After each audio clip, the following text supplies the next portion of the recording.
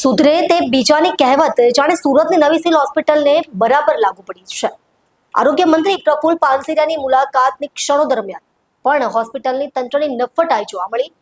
પગમાં ફ્રેક્ચર થયેલા એક દર્દીને ન તો વ્હીલચેર આપવામાં આવી અને ન તો સ્ટ્રેચરની સુવિધા. હોસ્પિટલ સ્ટાફની આ લાલિયાવાડીનો સામનો કરતા દર્દીના સગાઓએ આખરે તેમના સહિયારા હાથે દર્દીને એક્સરે રૂમ સુધી લઈ જવાની વ્યવસ્થા અનુભવી.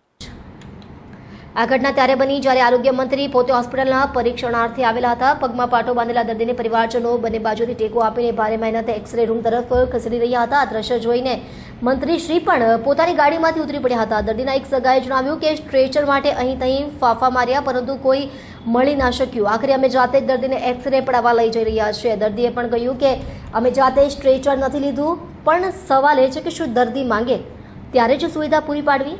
આરોગ્ય મંત્રી પ્રફુલ પાનસેરિયાએ ઘટના અંગે સત્તાવાર રીતે કોઈ નિવેદન આપવાનું ટાળ્યું છે. જોકે તેમના સમક્ષ આ ઘટના બનતા નવી સિવિલ હોસ્પિટલના તંત્ર પર ફરી એકવાર સવાલોના ઘેરા વરસાદ વરસ્યા છે.